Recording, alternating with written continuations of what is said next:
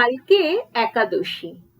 আজ আমি আপনাদের সঙ্গে শেয়ার করছি মুগ ডাল দিয়ে সাবেকি পদ্ধতিতে বাঙালি বাড়িতে তৈরি হওয়া সাবুর খিচুড়ির রেসিপি।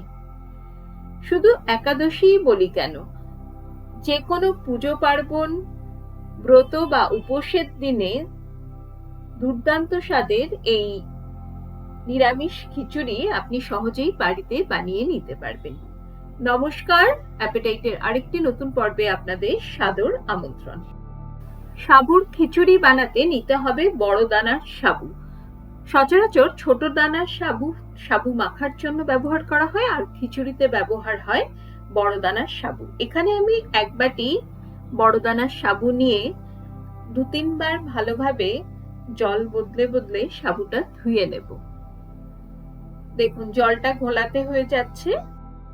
ঘোলাটে জল পরিষ্কার হওয়া পর্যন্ত সাবুটা ভালোভাবে চটকে ধুয়ে নিতে হবে।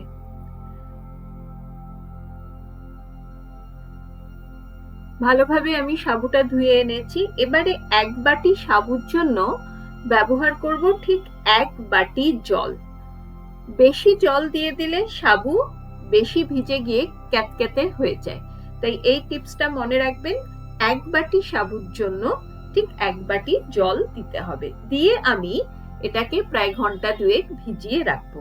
এদিকে নিয়ে নিয়েছি খিচুড়ি বানাবার জন্য বেশ কিছু সবজি, বিনস, গাজর, আলু, পটল, ফুলকপি, কড়াইশুঁটি ইত্যাদি। সমস্ত সবজিকে আমি ছোট ছোট টুকরোয় কেটে নিচ্ছি। আপনি আপনার পছন্দ মতো সবজি এখানে ব্যবহার করতে পারেন। যে পরিমাপে সবজি আর সাবু নিয়ে আজকে এই খিচুড়িটা আমি তৈরি করে দেখাবো, তা 2 জন প্রাপ্তবয়স্ক মানুষের জন্য যথেষ্ট। সমস্ত সবজি ছোট ছোট করে কুটে নিতে হবে। ডাল ও বিভিন্ন ধরনের সবজি সহযোগে তৈরি এই খিচুড়ি উপোসে শারীরিক ক্লান্তি তো দূর করবেই, সঙ্গে দেবে ভরপুর এনার্জি ও পুষ্টি।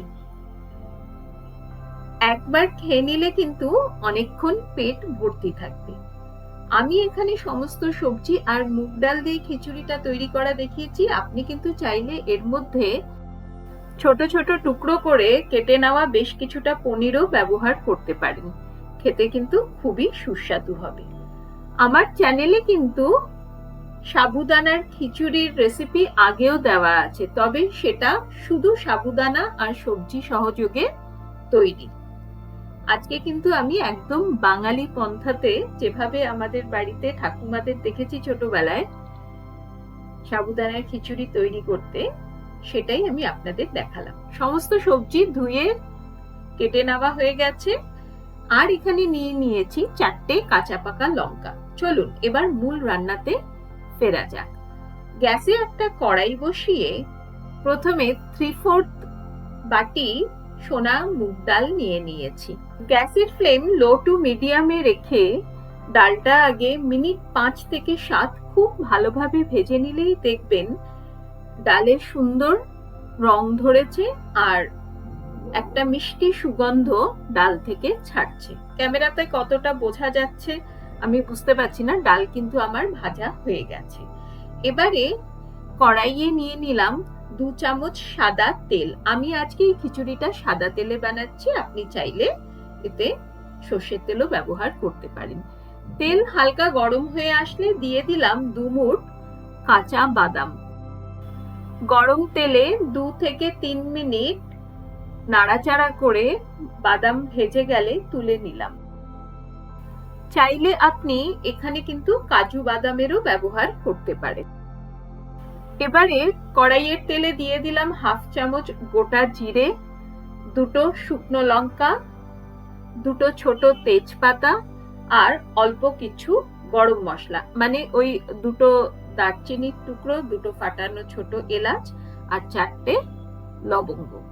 ফোড়নটা 20 থেকে 22 সেকেন্ডের মতো ভালোভাবে ভেজে নিতে হবে, যতক্ষণ না ফোড়ন থেকে সুগন্ধ উঠছে।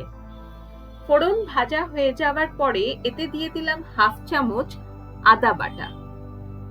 আজকে আমি আপনাদের দেখাচ্ছি আমি বাড়িতে কিভাবে একাদশী বা যে কোনো উপোসের দিনে সবজি সহযোগে মুগ ডাল দিয়ে সাবুর খিচুড়ি বানাই। এক একজন কিন্তু এক এক রকম ভাবে বানায়। এবারে আদাটা এবং তেলের সঙ্গে ভালোভাবে নাড়াচাড়া করে নেওয়ার পরে প্রথমে শক্ত সবজিগুলো ভাজতে দিয়ে দেব। প্রথমে আলু আর গাজরটা ভালোভাবে ভেজে নেব, তারপরে পটল ও কফি দিয়ে সেটাও ভালোভাবে একটু তেলে নাড়াচাড়া করে ভেজে নিতে হবে। এ সময় দিয়ে দিলাম সামান্য হলুদ গুঁড়ো আর স্বাদ অনুসারে লবণ। লবণ দিলে তো সবজি তাড়াতাড়ি সেদ্ধ হয়েই যায়। ভালোভাবে সবজিগুলো ভেজে নেওয়ার পরে মিশিয়ে দিলাম কেটে রাখা বিনসটা। একটা কথা মাথায় রাখবেন, সবজি যেন ভালোভাবে ভাজা হয়। সবজি ভাজার ওপর কিন্তু খিচুড়ির স্বাদ নির্ভর করে। আচ্ছা, আমি প্রথমে হিং দিতে ভুলে গেছিলাম, তাই সবজি ভাজতে ভাজতে দিয়ে দিলাম 1 চামচ হিং। হিং দিলে কিন্তু নিরামিষ খিচুড়িতে স্বাদ এবং গন্ধ দুটোই খুব ভালো হয়। অপরদিকে ধুয়ে নেওয়া ডালটা এবারে সবজির সঙ্গে মিশিয়ে দিয়ে ভালোভাবে ভেজে নেব। এই মিনিট 2 থেকে 3 কিন্তু ডালটাকে তেলে এবার ভালোভাবে ভেজে নিতে হবে।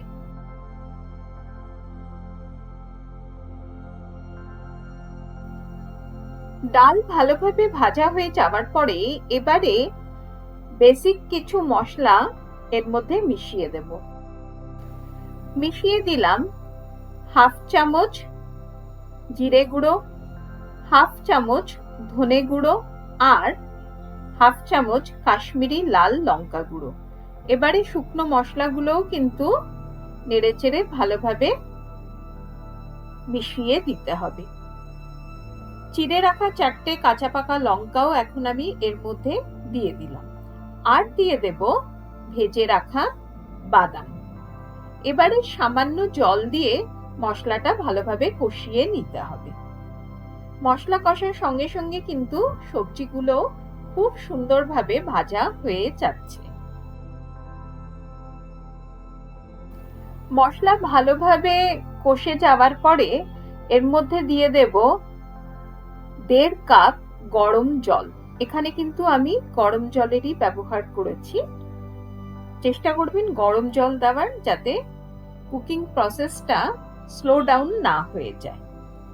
গরম জল দিয়ে সমস্ত মশলা সহযোগে সবজিগুলো মিশিয়ে দিয়ে এবারে কড়াইটাকে ঢেকে আমি মিনিট 3 ভালোভাবে ফুটিয়ে নেব।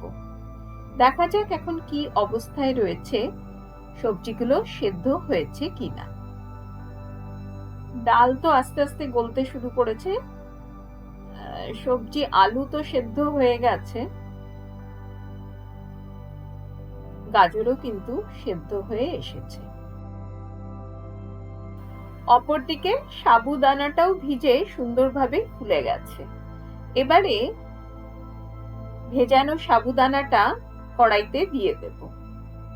কড়াইতে একটু বেশি জল থাকা অবস্থাতেই কিন্তু সাবুদানা মেশাতে হবে, কারণ আমরা সাবুদানাটা দিয়ে কিন্তু আরো কিছুক্ষণ, মানে ওই মিনিট 2 থেকে 3 ফোটাবো।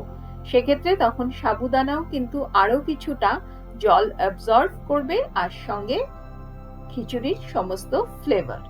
সাবুদানাটা দিয়ে খুব ভালোভাবে মিশিয়ে নিলাম। গ্যাসের ফ্লেম এবারে লোতে করে আরো মিনিট 2 খিচুড়িটা ফুটিয়ে নেব। এখন কিন্তু খিচুড়ি একদম তৈরি। সবশেষ মিশিয়ে দিলাম 1 মুঠ কড়াইশুঁটি, সামান্য চিনি আর 1/2 চামচ গরম মশলা গুঁড়ো, যেটার ক্লিপিংসটা এখানে আসেনি, ক্যামেরাটা বোধহয় বন্ধ ছিল।